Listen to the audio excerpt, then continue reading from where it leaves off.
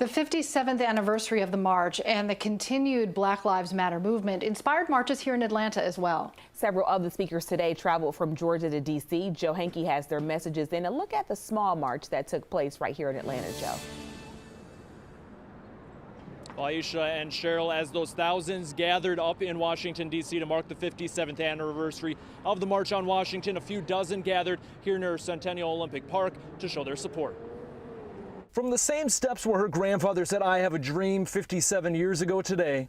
We stand and march for love, and we will fulfill my grandfather's dream. Martin Luther King Jr.'s granddaughter said her generation will make a dream a reality. We are going to be the generation that dismantles systemic racism once and for all, now and forever. As thousands stood around the Lincoln Memorial, New Birth Missionary Baptist Church pastor Jamel Bryant of DeKalb County spoke of change being needed, but stressed a plan is needed to get there. In other words, our coming together is in vain if we just talk about the problems, but don't chart a course towards the solution. And steps toward finding equal rights come this November at the polls.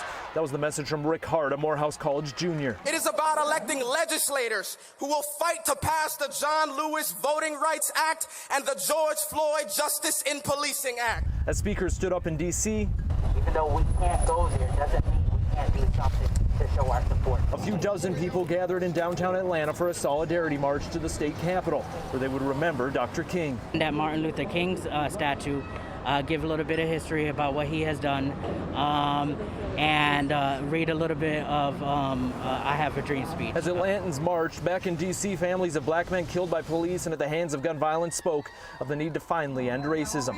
Speakers included the mother of Ahmaud Arbery, the young man shot and killed earlier this year while jogging in South Georgia. Don't forget their names. Please let their names live forever. And in a little under an hour at 6 p.m., another march is scheduled here in downtown Atlanta with people gathering near the CNN Center just off to my right. They're planning to march to the state capitol and then back again. We'll send it back to you in studio.